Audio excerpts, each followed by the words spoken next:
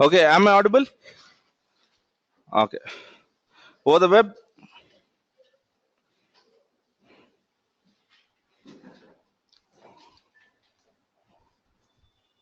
Yeah.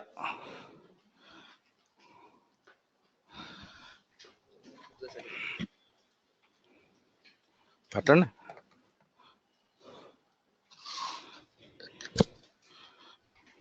Okay, yesterday I was not feeling well, so it was not a planned stuff. Otherwise, I would have told you on Saturday itself. Okay, fine.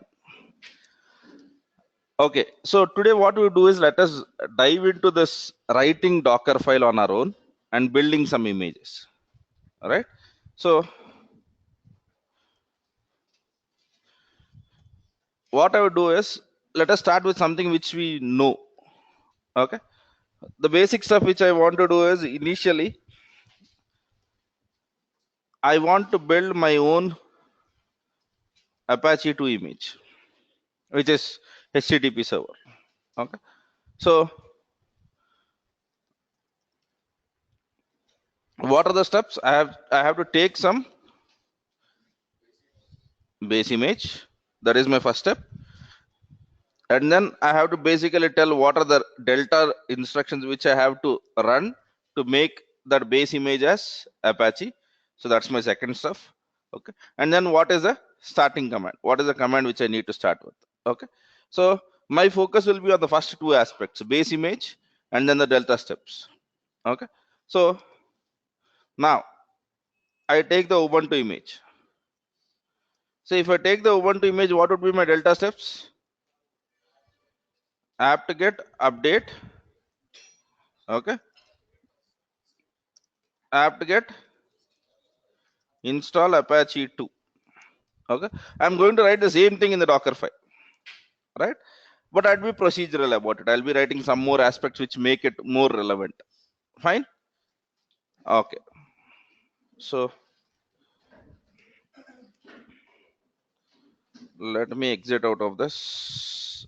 Get into AWS. 1 minute. Let me just stop this machine. Okay.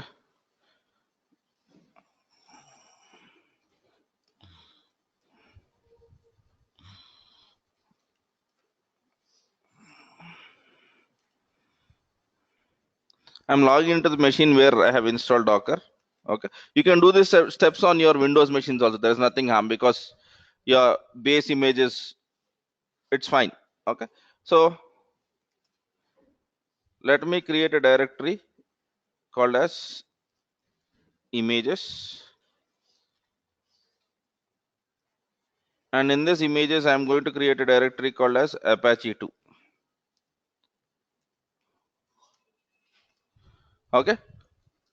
So what should be the name of the file? Docker file. So I'm just creating something called as Docker. Okay. The first instruction is what is going to be your base image. So I'm going to choose an image from Docker Hub. Okay. And I'm going to take an image which is Ubuntu. Okay. So I can write from, generally it is safe to write this from Ubuntu. So what does this mean? What is the version of the image which I'm trying to take? Latest. Okay. So if I do this, today my latest might be 17.04. If I try to run it 3 years after, it would be the latest version. Okay. But if you remember me, the definition of Docker file, to create a reproducible environment, we try to do this activity. Yes or no? So if I leave it like this, yeah, it might be good as long as the latest version is same.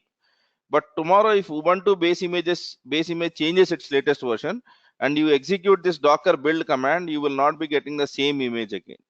So it is always safe to use colon and be specific about your version. Are we good? ప్రస్తుతానికి మనం latest పెట్టినందువల్ల మనకు జరిగే నష్టం ఏమి ఉండదు. But probably Few years let us assume that Ubuntu also have moved to Yum for some reason. Okay, then your image building process will never be the same, because whenever you have written from Ubuntu, you are telling that from Ubuntu colon latest today is latest, and latest after 2 years, you cannot anticipate that it is going to be the same image. So always be specific about the version which you want to take. And I'll be taking a version which is not latest. So let me go over here and search for Ubuntu. Okay. So there are many things over here. I want to take an image which is 16.04. Okay. If you see, there are many. 18.04 is coming and 17 is the latest right now. Okay. So I'll be taking from Ubuntu colon 16.04. And the next thing is maintainer. Okay, who is a maintainer of this image? Okay, generally your organization's name, or if you are doing this project for your organization itself, probably your team's name, whatever makes sense to you. Okay, so basically all of these are mentioned over here. So a sample stuff of whatever it is. Okay, it's fine. Maintainer, let me write just my name. Okay, and then the delta steps. Delta steps we do in what? And what is the delta? What are the delta steps which you have to do? Apt get update. Okay, and then I'll be running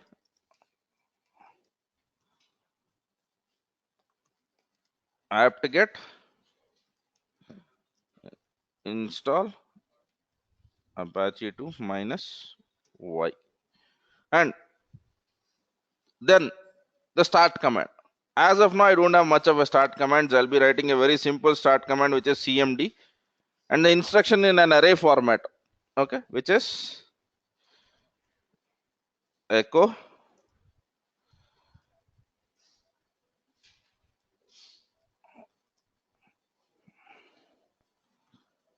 simple. Yeah. So from this, the learning is we have to take a specific from version. Always remember that. Don't go with generic latest stuff.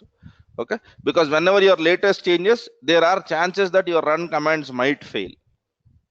There are chances that your run commands might fail.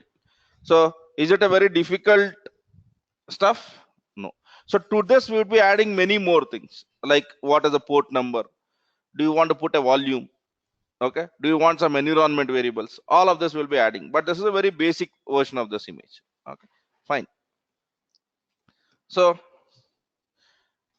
right, and Docker's naming convention. Okay, Docker's naming convention for images is generally, okay, organization name or account name slash your image name. Organizational name, okay, or your account's name slash the purpose of that image. So ideally I have to write something like this: Docker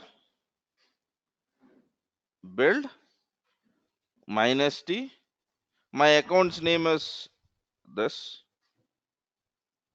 whatever your Docker Hub's account name is, okay, slash, this is a naming convention. Only for the official images you will not see the account name. So for example, whenever I have searched for Ubuntu, okay, let me search for Ubuntu over here. Okay, so there are official images. For official you will not see anything, but if it is anything apart from official, what is that you are seeing? Username slash image name. Okay, so that's the convention which Docker Hub follows. మీరు image create చేసినప్పుడు put this as a convention. Okay, use your username. Generally in your companies you would be using your project's name. So let us assume that if the project name is Qt DevOps, then Qt DevOps slash something. Okay, that's a convention which we follow. But for the work which you do, it would not be very important. But tomorrow, whenever you want to send this image to Docker Hub, you have to follow this instruction. Okay, and whenever you are saying tag, this is the image's name, and then you have to give the version also, right? So this is my first version, so I'm calling it as 0.1. Calling it as 0.1. If I don't do it, what would be the version? Latest. Okay, either you can be explicit about your image. If you are not explicit about your image, that the tag or the actual version of that image will become latest. So, and where is your Docker file? It is in the current directory itself, right? So dot. Okay, if it is in a different directory, give the folders path over there. So for example, like var images, my images folder or something like that. Now it would try to do exactly the steps whatever you have asked for.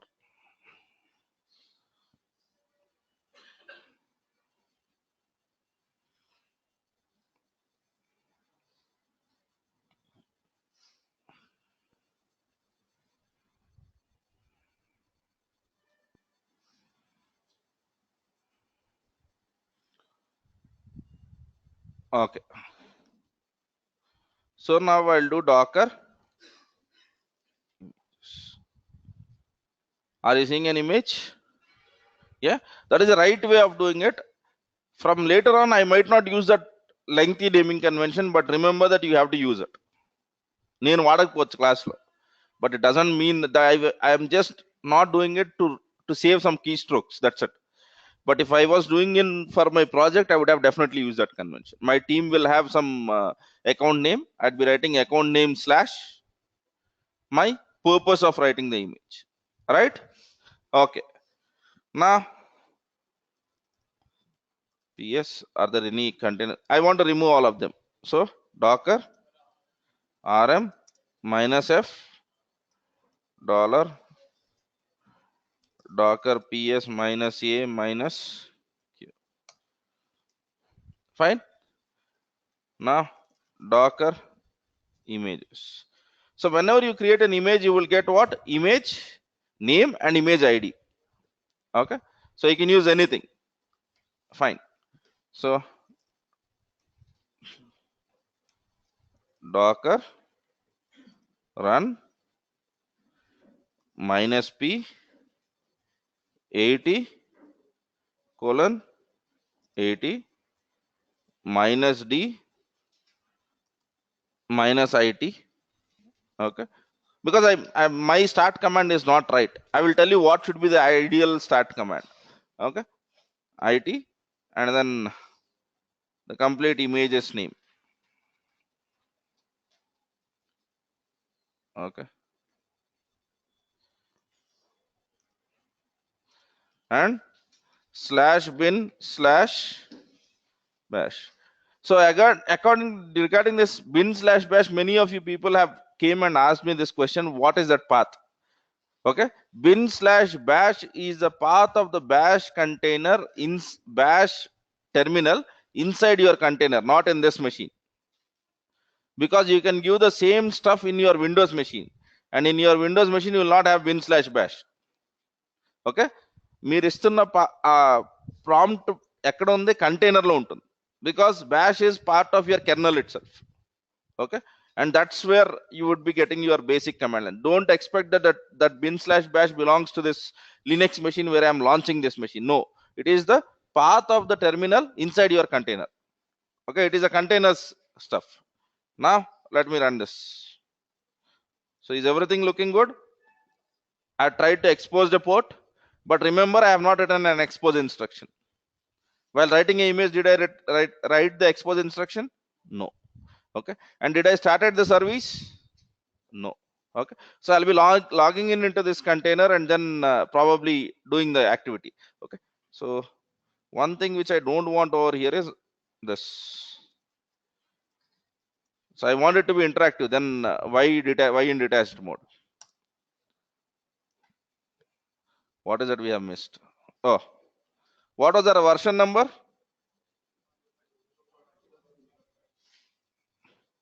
So if you see what it has searched for, it has searched for something called as am I inside this container? Yes. Now service Apache to start. Okay, now I have just used control PQ, docker ps. Is the image running? Yes.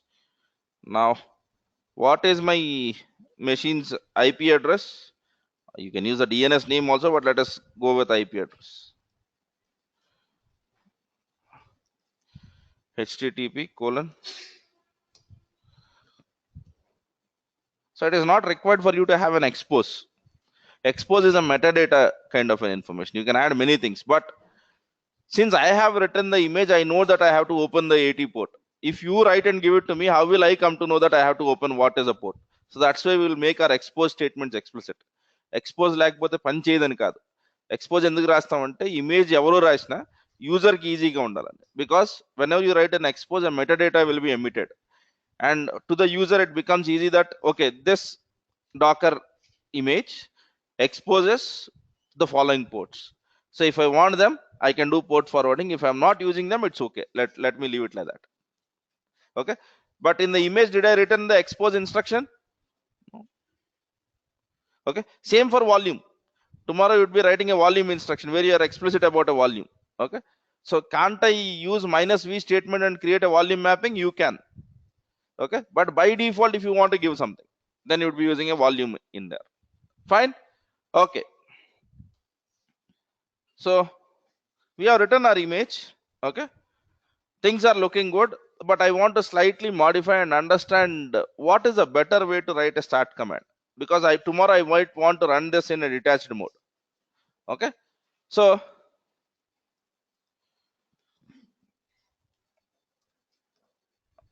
typical start command, okay, will contain this. Okay, it will wait till the process is exited. So for example, for your application, whenever you start your application, there will be some process that would be launched. Do you agree to that? So when I ran Apache 2 process will be launched. Similarly, when let us assume that I am writing a Tomcat, a process called as Catalina will be launched. Okay, my start command should be something which will wait till the process is killed. Once the process is killed, it will come out. Okay, that's typically the best start command. Okay, if I write a ping statement over there, it would still work, but it would work irrespective of my application is working or not working. Okay, then akkada ping లాంటి command వాడేయచ్చు, but what is the problem with that command? The container will be alive even if the application has been killed or stopped.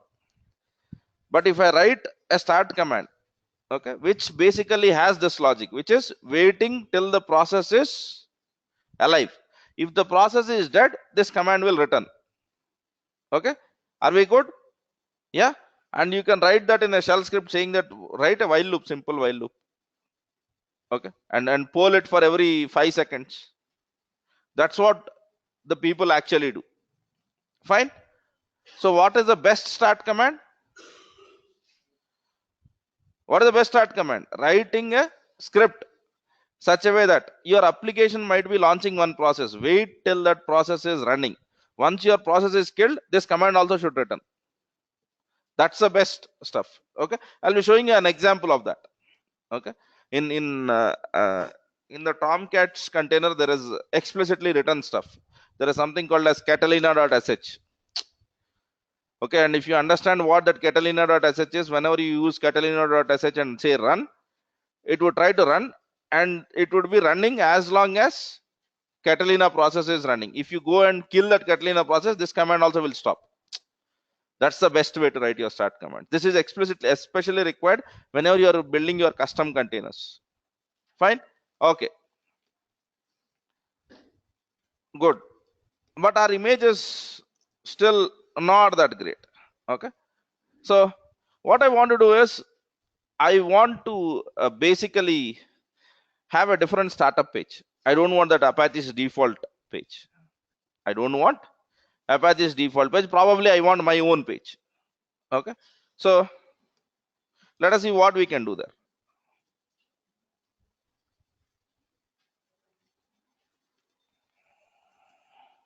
Okay, I will be going into my Docker file and I want to make some changes over here. So that, what are those changes? I want my default page which is different. Okay, so let me go back to my stuff. Okay, and there are two commands which can do this: add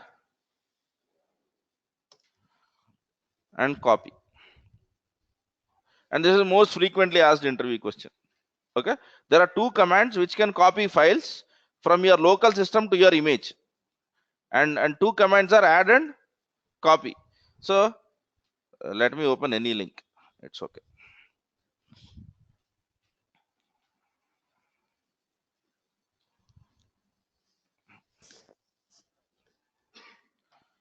Oh boy. Fine, the basic syntax is exactly the same, right? Add source and then give the destination. Okay, good. Now, did he give all the stuff? Okay, fine. Now in the add I am giving what here? HTTP location, right? And here some file location. Okay, copy is exactly like add, but it can give you only file locations. It cannot give you HTTP locations. Okay, so for example, if you want to download something from the web and want it to be part of your image, then you have to use an add instruction.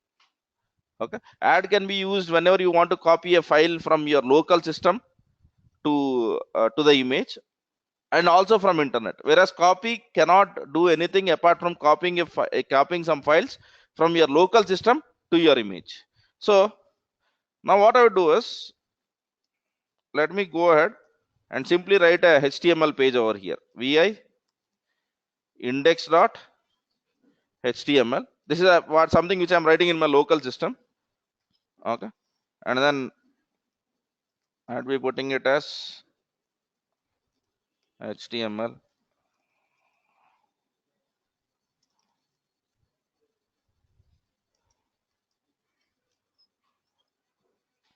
Okay, very simple HTML file. I'm not worried about how good or how bad it looks like. Okay, so this is my HTML file. It will just have hello, nothing apart from that. Now I want to add this to my image. So what I would do is, I'd go into the Docker file. Okay,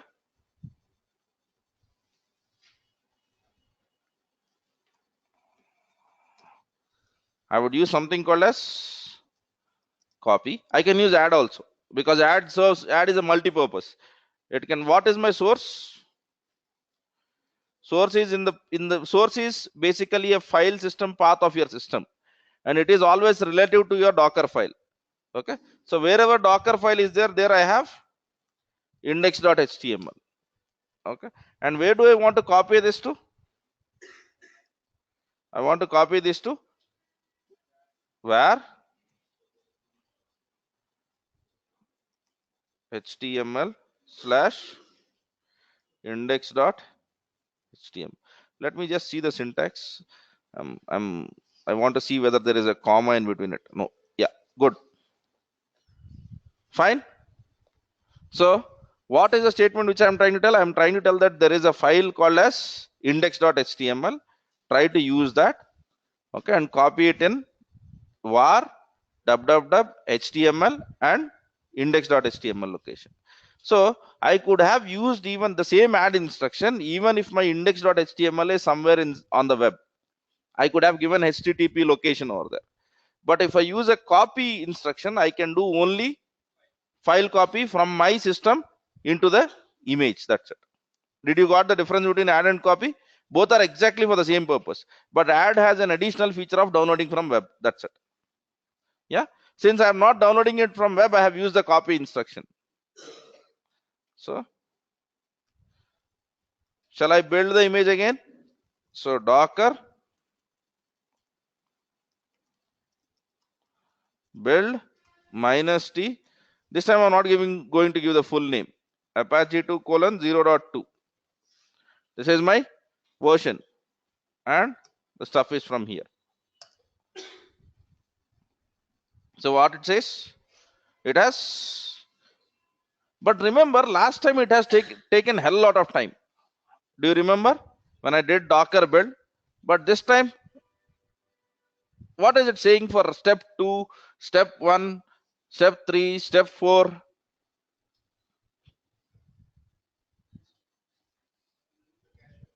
Yeah. So whatever you are trying to do, if you try to do it in Docker will be optimal enough. Okay, so that it would reuse some of your work. So it has reused step 1, step 2, step 3, and step 4 from our earlier image. And the only thing that was difference in this image was step 5. It has executed that. Okay, but rest of all of the stuff it has reused. I'll come back on how is that possible. Okay. Now, shall we create an image? Docker run -p 8080 colon 80. I'm just giving one more port. 8080 is of port of container or a host? Host. Okay, good. IT and Apache 2 colon 0.2, right? Yes. And /bin/ now service Apache 2 start. Okay. Now colon.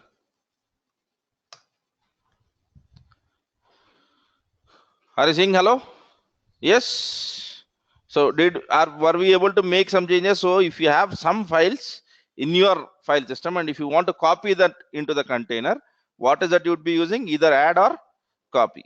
So if it is just copying from your local file system into the stuff, you can use copy. But if that is not that, if it is downloading it from web, then you would be using add. Okay, we'll be building a Jenkins container very soon. So then we'll be looking into that add instruction also. Looking good? Yes, fine.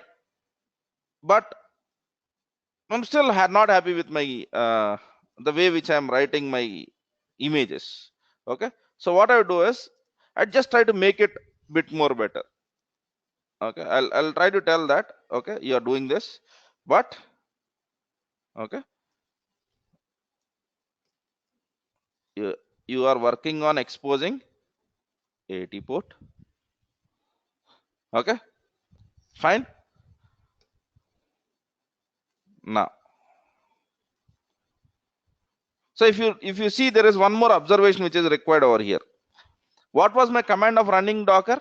Docker run -it. I have given the some other parameters image, and after that image, what is that I have given? Bin/. So whatever I have written in the bin/bash, is it called or is it calling cmd? ఏం జరుగుతుంది Dakar run చేసినప్పుడు? bash prompt వస్తుందా, hello world వస్తుందా? So whatever we have written in the cmd can be completely overridden. Do you agree to that? Yes. So if you want, I'll show you that stuff also. Okay, now Docker run. Okay, I'll not be basically, I know that it is not short-lived command, so I'll be just saying Apache 2 colon 0.2. Okay, and then I'd be giving a command like echo hi. So what is it printing? Is it printing what is there in the cmd or whatever I have passed after container name? So whatever you have written in the cmd can be overridden. Do you agree to that? Yes, always remember that. Okay, for example, if you don't want to do that, and if you want always your startup to be fixed, not to be changed by the user, okay, then you will be using something called as an entry point. Then you will be using something called as an entry point. And once you have entry point and command, okay, what will happen is whatever is there in the entry point will be the command, and whatever is there in the entry point is your startup application, and whatever there is in the command is an arguments to it. Okay, entry point lo unte marchalem, you can't change the startup command. Okay, if it is in the command, you can always override. You can always override. So you should decide based on an application, how do I want it to be designed. But most of the people give flexibility by writing it in CMD. By writing it in CMD. If you don't want that, you can use entry point. But if you have entry point or command line, there is no confusion. They are simple. But if there is a Docker file which has both, there is an entry point as well as command. Okay, so we will also look into that. Since we are anyway making changes to the Docker file, let me also make that. Okay.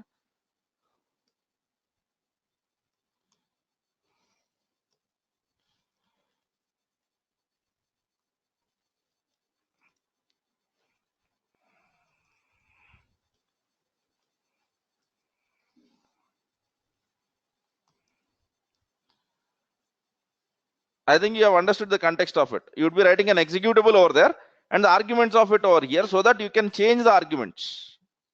Okay, that would be the intention when you see both.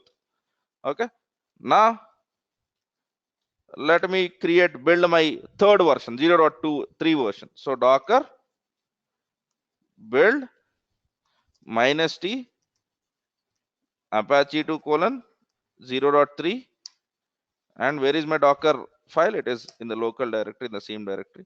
Now if you see, even there are many places where the cache is being used. Okay, now shall I run this? Docker run. Okay, I'll not give -p and all of that. I'll just give you simply Apache 2 colon 0.3, and then I'll be giving it as Qt. Okay, there is something wrong in there. Yeah, I have to give the JSON format there also.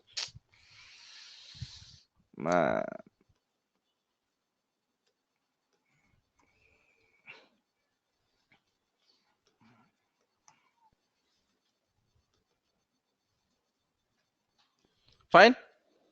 So I'll be building version 4. Sorry for this. Okay.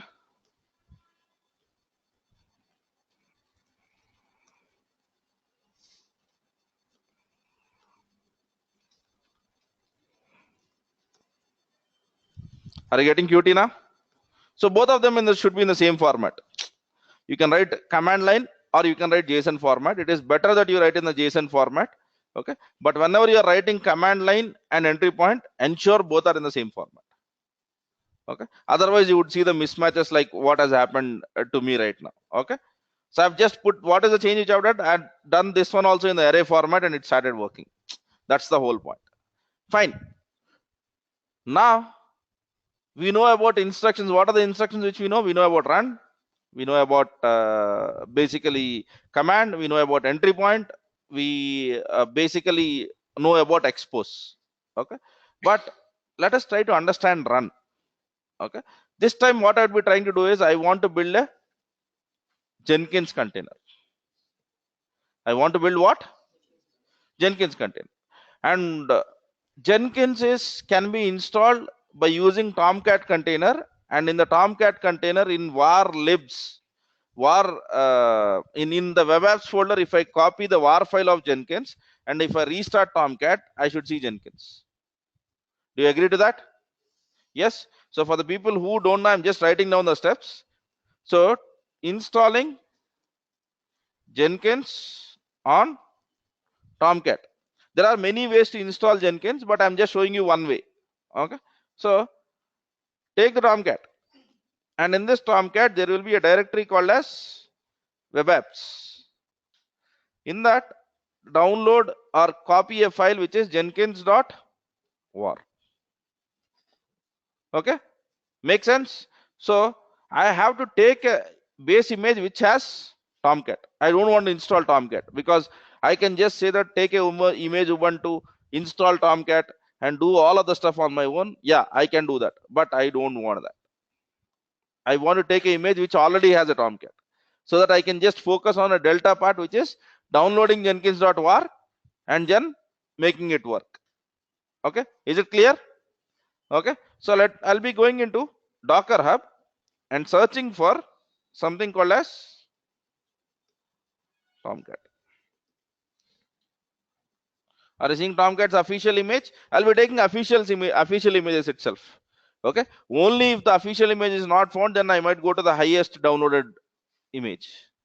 So I'll be going into the Tomcat's image, and I'll be taking Java 8 version or 8 tag. Okay, and it is not a great deal. We can understand by looking at this file right now. Okay, so it has many things to it. Okay, that's good, but I'm interested in one file over here. Okay, oh sorry, I'm interested in one command over here. Where is that command? What is the command? cmd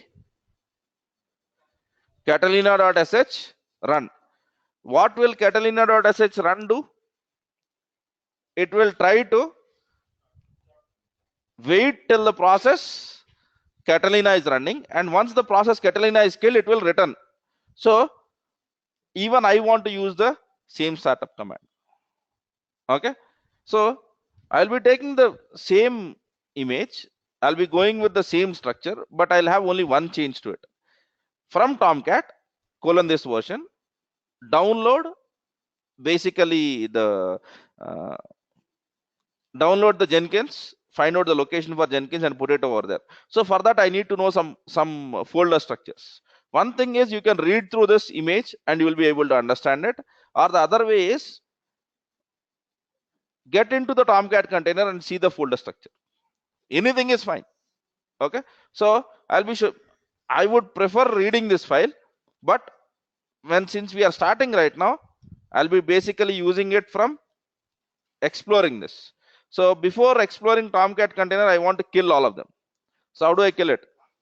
Docker rm, there could be some containers which are running. So $docker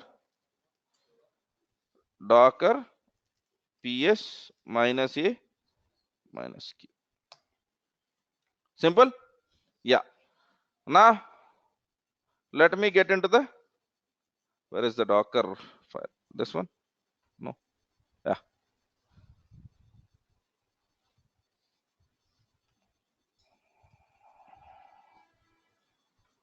Okay. So what is the tag? 8.0-jre8. So it says even 8.0 will give you the same thing. So, or else if you want to be more specific about the tags, you can just click on tags and he would explain you. So, and he would be telling you image size also. So let me take a version which is Tomcat 8. Making sense?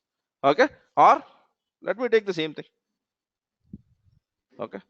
So I'll be saying Docker run minus IT, because I want to get inside this container to explore the stuffs. Paste. Because I want a specific version. If I don't do this, I might be getting into the latest version of the Tomcat. /bin/bash.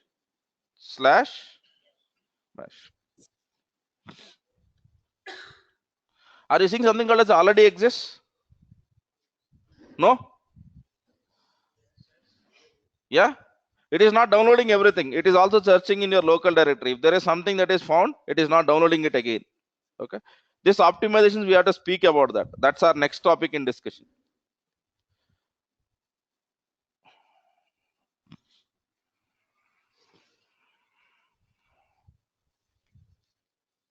There is some question. Let me look at what it is. Can we use official Docker image for Jira? So you can obviously use it. There is no problem in it. Okay.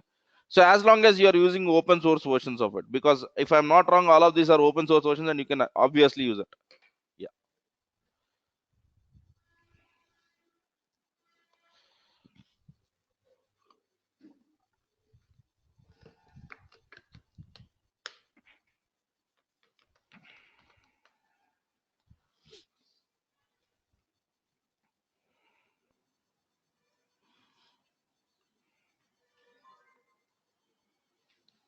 What is the best way of managing Docker files?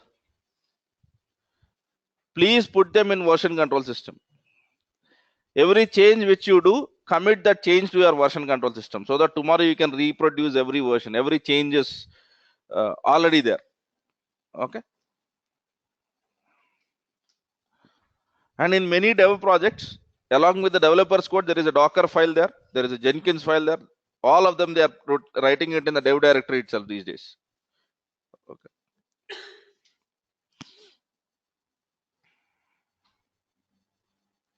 Good. So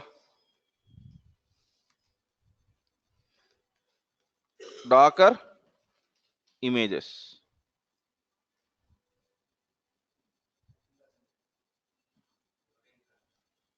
Okay, I'm already inside the container. Yes. Yeah. Fine. Good. I thought I was building the image. Good. Now, are you seeing a folder called as web apps? Yes. So I need to get into this web apps directory, and in this directory, I need to download. Yeah, I need to basically download the Jenkins.war file. Okay. So basically, where is Jenkins.war file located? So I'll be going into Jenkins. I'll be getting a location of it. Are you seeing download? Yes. Generic package var. Click on this. It will start download.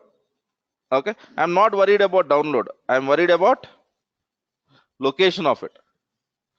Are you seeing this? So I'll copy this location. Okay.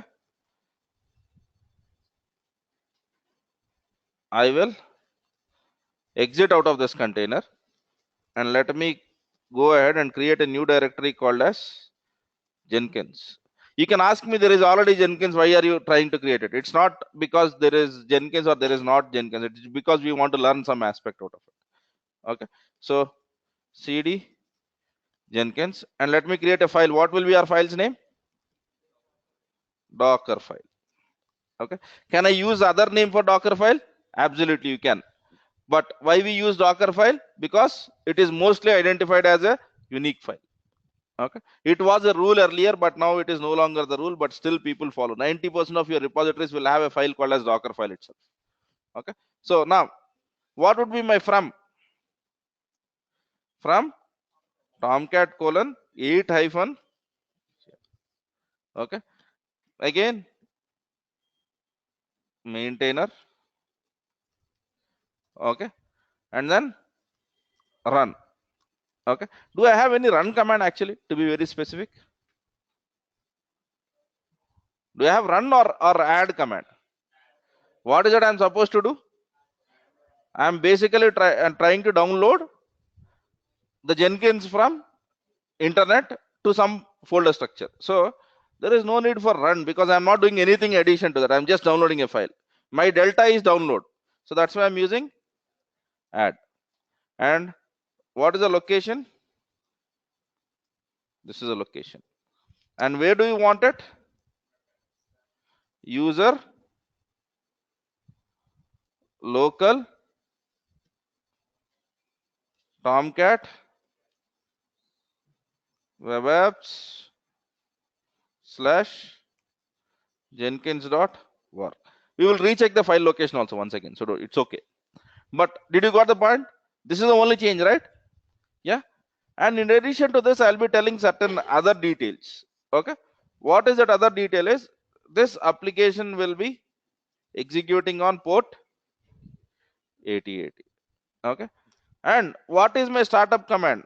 I don't want to change my startup command. So I'd be blindly copying my startup command from whatever Tomcat is doing, because my startup is not running Jenkins it now. My startup is running Tomcat right now. So why do I want to change the startup command? So I'll go over here.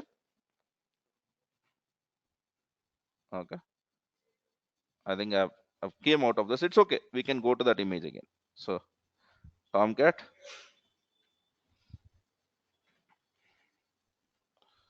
8-GRE, this one. Okay. Yeah, user local Tomcat is right. And startup, I don't want to even change a line over here. Let it run the Tomcat.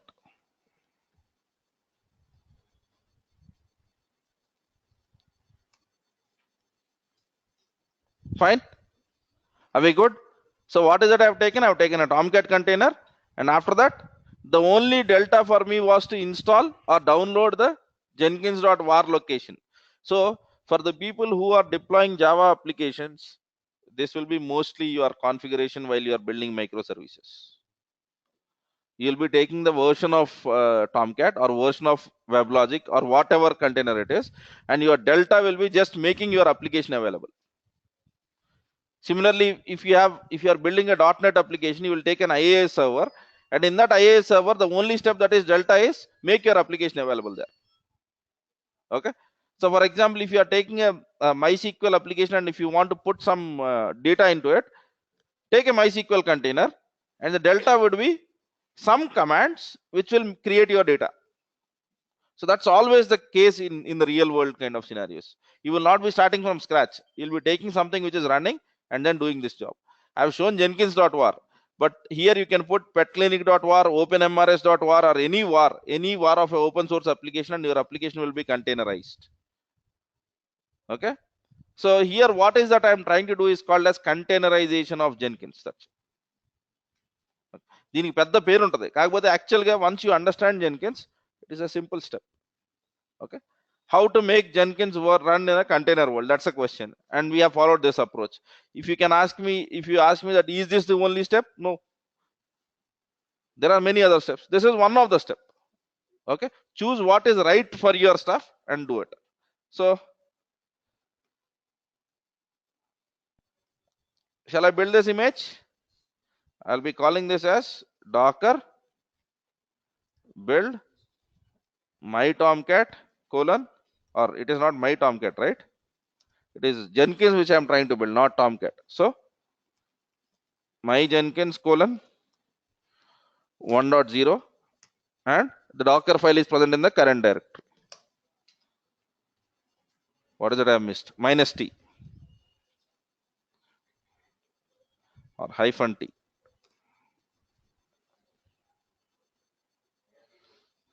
JRE8 పేరు సరిగ్గా ఇచ్చాం. That's fine. 8.0 hyphen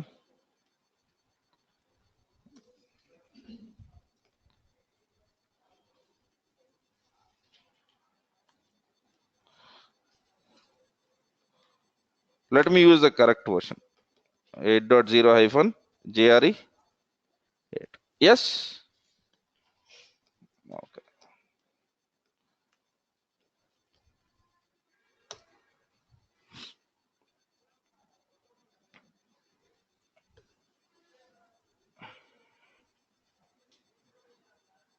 Now what is it trying to do? It is trying to download Jenkins. Okay. Fine. Before running Jenkins, I want to show you something. Docker images. Okay. What is the image size of Jenkins? Let us look at our images. My Jenkins, right? My Jenkins. What is Tomcat? 558. Okay. And if you calculate the difference, it would be Jenkins download size plus some delta, very marginal delta. So you are actually reusing the complete base image, plus for your activity you might be doing some work, and for that whatever is taken, that is your images size.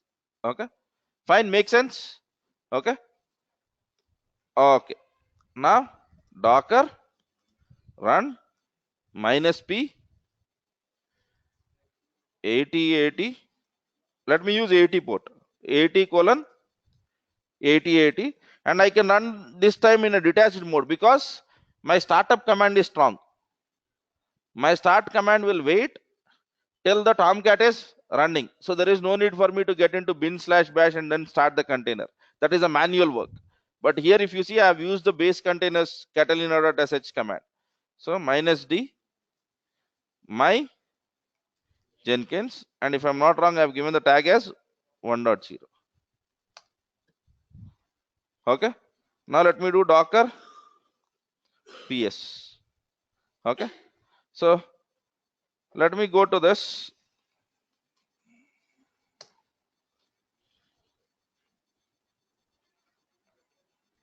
Am I seeing Tomcat? Yes. And if I want to run Jenkins /Jenkins.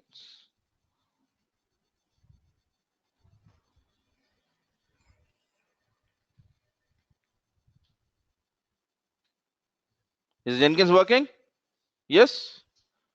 That's the whole point. Okay.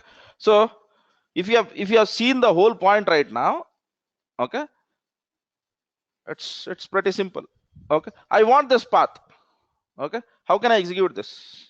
The container is running and I don't want to get inside this container and I want to get this.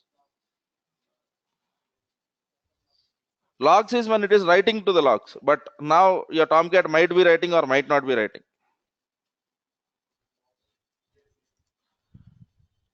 Docker ps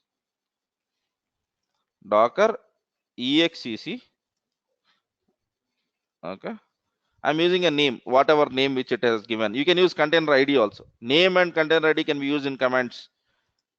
Basically, cat. And what is the path?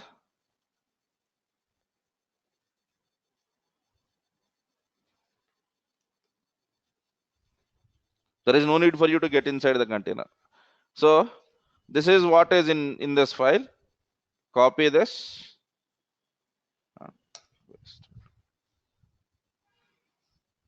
Okay. So if you want any simple thing from that container which can be executed by a simple Linux statement, you can obviously do that. Okay. I'm not here to show the Jenkins installation, but the whole point, did you understood, right? So for the Jenkins installation to be continued, it says that I need the contents of this file. One way is get inside that container and then do it. The other best thing is docker exec. And what is the Linux command to really look into the container? Cat is a command. So I've used cat and given the file path. So I got the result in not without logging into that machine also. So if you want some simple aspects, there is no need for you to get inside the container. You can take the help of docker exec. All right? Make sense? Docker exec is execute any process inside your container. And by the way, even when we say docker exec -it, we are trying to tell that I want to interactively execute an application which is called as bin/bash. Okay, but this is not an interactive execution, right? You just execute it and give me the result. That's the difference. Fine. So is it looking better now? I can run my application in a detached mode and I can do all the stuff which is required. Okay. Now, before getting into other Docker file instructions, okay, which would be quite different, let us try to understand, okay, something called as union file system in Docker. What is it? Union file system in Docker. Okay. Now, I'm quite sure that you have observed this. Okay. So let us assume that this was basically an image storage. I'm worried only about a storage. Okay.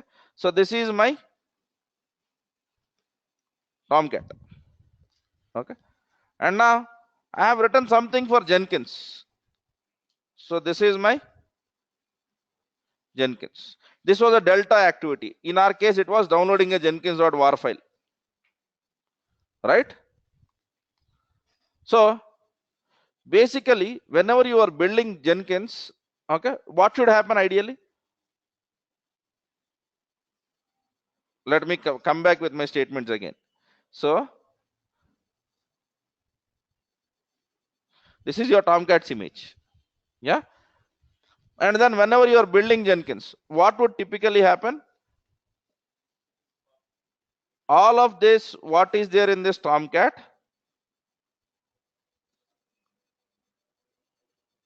A copy of it will be created and it would be given to Jenkins. Yes? Yes or no?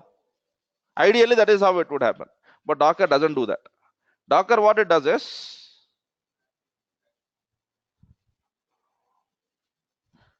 it will not recreate it. It would just say that this is linked to. So whenever you are running on a Jenkins container is a combined file system of your image, which is from Tomcat plus whatever delta which. So that's the reason whenever you try to build any image, you are seeing that using cache. What was this cache? Cache means to say that whatever is a storage system, it is already available in this machine, and I don't want to rebuild it. And how is it maintained? Because every container's data is stored in the format of hash IDs, or basically an ID of the content. Okay. And whenever, as long as the content is same, it will not try to recreate it. Okay. Fine, makes sense. So if I try to take a base image, and from that base image, if I'm trying to build a container, it doesn't mean that it is going to create a copy of it, and on top of it, it is going to do the stuff. No, not happening. It will try to link the base image storage to this. Okay. So that is good for building the images. It makes sense. How about containers? Container kala kudardaga. Container is an executing stuff, and whenever it is executing, it might need to change certain contents inside it also. So for example, okay, let me do this. Okay, so this is your images storage system. Okay, which is a combination of Tomcat and Jenkins. Okay, and while you have installed Tomcat, let us assume that you have created a folder called as /tmp, and now in your container you are just saying that remove /tmp. Yes. So you will be making changes to the existing file system. Yes or no? Okay. Logs might be written, logs might be removed. Okay. Data might be created, data might be deleted. So you might be doing some of the changes which will impact the existing file system. So what we would basically assume is, so this is a container, and in this container what would happen is, this is your image storage. So whatever contents of this image will be copied to this. Okay, and then it works as a file system. We can do changes anywhere and all of that, right? Yes or no? It makes logically sense, right? Avuna image edaithe container image lo data aithe undo adanta copy ayi container loki vastundi. Appudu container lo మనం ఎక్కడ కావాలంటే అక్కడ changes చేసుకోవచ్చు. Yes, but Docker doesn't do this also. What Docker does is, Docker uses a file system which is called as a union file system. So what it does is, okay, now let us assume this is your images storage, Jenkins storage, whatever we have built right now. Okay, and I have created 2 Jenkins containers. Okay, so let us assume these rounded rectangles are containers. As I said, our default assumption would be this will be created twice, once in this and once in this, but Jenkins doesn't do that.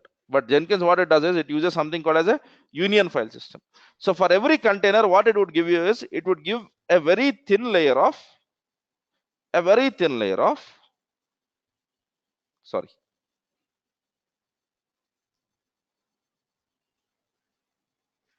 read or write file system.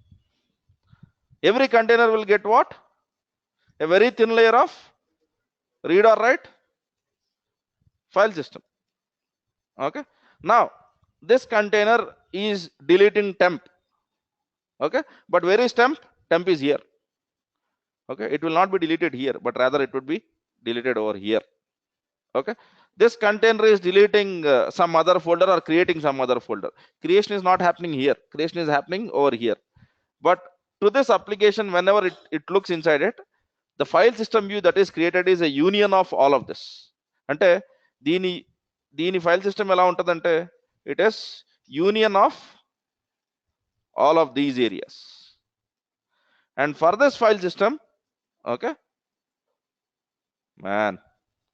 and for this file system, basically it is union of this. So any writes which you are making will not be made inside the images storage. It would be made on your containers thin local storage. Okay, and for example, I am adding lot of content, so content is not added into your images storage. So for example, if you have created 10 containers and your images size was 1000 MB, so it is not 1000 into 10, it will not work like that. It will be 1000 plus 10 into delta, because 1000 is reused for all of the images. Is this concept clear or is it confusing? It is slightly confusing because this is not how the traditional systems work. Okay, traditional system I have a image, and from that image if I create a container, I will get a new hard disk, new storage, everything new, and then whatever I do in this is local to that machine. But containers doesn't work like that. So for example, okay, my images size is 10 MB. Okay, and now I create 10 containers out of it. So our assumption is, so 10 into 10, 100 MB is created by default.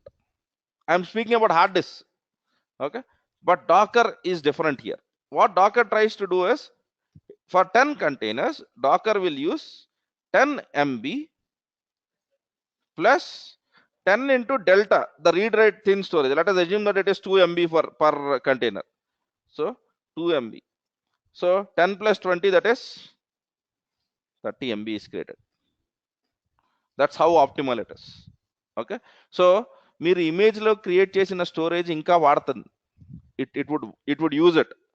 So that's the reason you cannot run a container without having an image.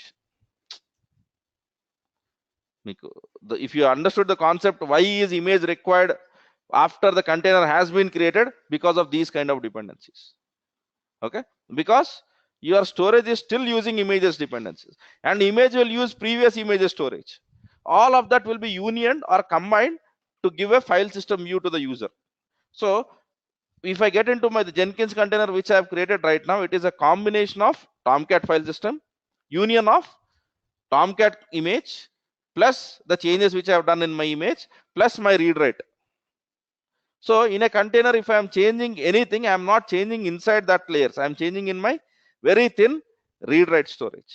Okay, this in Ubuntu is called as union file system. This in CentOS they call it as overlay file system, but the overall objective is to maintain this.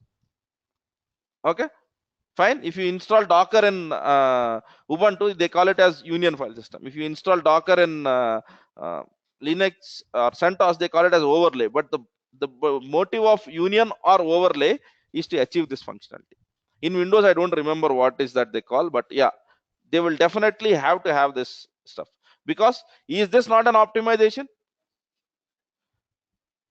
Okay, so for example, if you have these, okay, now in the storage container there are blocks of data. There are blocks of data. How these blocks are created? How these blocks are created? How many blocks do I need to create per image? How will container come to know? That's a very important question and very valid question. So if you get into your Docker file, okay, every run statement will lead to a one block. So for example, if you write run apt-get update, that would be plus Jenkins Tomcat container plus one more block, and again you write one more statement saying that run apt-get install something. So you are trying to create two blocks of data. So run statement ఎన్ని ఉంటే అన్ని blocks of data ఉంటాయి, అన్ని blocks ఉంటాయి. These blocks will be combined to form your file system. Okay, is it a good practice to create more blocks or have less blocks? Okay, so you cannot make that distinction, because At the end of the day, both are same. But for example, I have taken the base image and I am executing apt-get update, and this apt-get update is a common step across all the images which I am building. So I would be using run apt-get update because this block can be reused. Okay, so there is nothing called as right or wrong, but generally people tend not to create too many blocks. They will try to put the blocks to be minimal, not more than 4 or 5. Okay, if you have too many blocks, it would be difficult to manage. That's the whole perspective which these guys have. Okay, so I know that this is slightly confusing aspect. We will start our discussion tomorrow again from this. Okay, and then we'll be getting into some more instructions in Docker file which are like environment, working directory, okay, workdir, okay, and volumes. Okay, so the file system in Docker is what? Union file system. How does this work? It will take multiple storage locations. It would try to do the union operation, and it would go give it to the user. And every container, the data is not copied, but a container, a very thin read write layer is created. And if you are doing a lot of read and write operations, then your layer will be expanding. Otherwise it would be very minimal. That's the whole perspective of Docker. So Docker is trying to optimize every layer. Let it be storage, let it be memory, let it be anything. That's the whole aspect of Docker. Okay, so I know this aspect is slightly confusing, so we'll rediscuss this. Okay, and we'll get into some of the other Docker file functionalities, and then we'll be getting into Docker network. Okay, so tomorrow my focus is on these three aspects. So after that we would be getting into Kubernetes, and at the last I'll be coming into something called as Docker stack.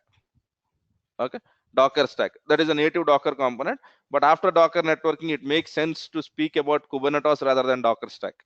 Docker stack is newly coming up concept which could be replacement to something called as Docker Compose. The problem with Docker Compose is Docker Compose is combination of Docker containers, but it cannot be used in production. So they are trying to bring in a concept called as stack which can be used in production. So very soon Docker Compose might be replaced. So let us learn the new, the latest and the greatest one rather than something which you know that it will not work out in production. So stack, I'll be dealing it at the last. Fine. So let me look at the questions. No need to run Java manage jar. That is already there in. If you want to run your Tomcat like this, then you can go with that. But I have not decided to run it like that. I wanted to deploy the Tomcat var file in the container. Yeah. So if you want to run that, you can do that also. You install Java, then you would be writing from OpenJDK.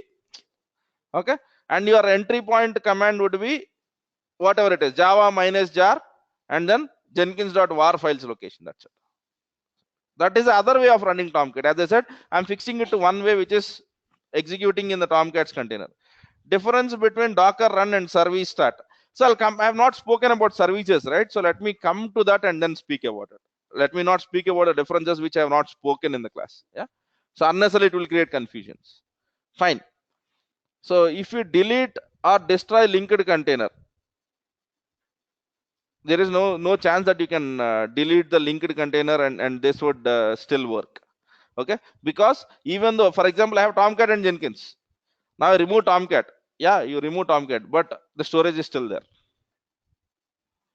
The storage is still there because it is dependent. Fine. Can you? I think I have told, right? So we'll be tomorrow. I'll be discussing on the storage again, the file system again, and then rest of Docker file instructions, and then Docker networking. And once we finish Docker networking, we'll be starting Kubernetes. Right? Fine. Are you going to cover Docker Cloud? Not in DevOps.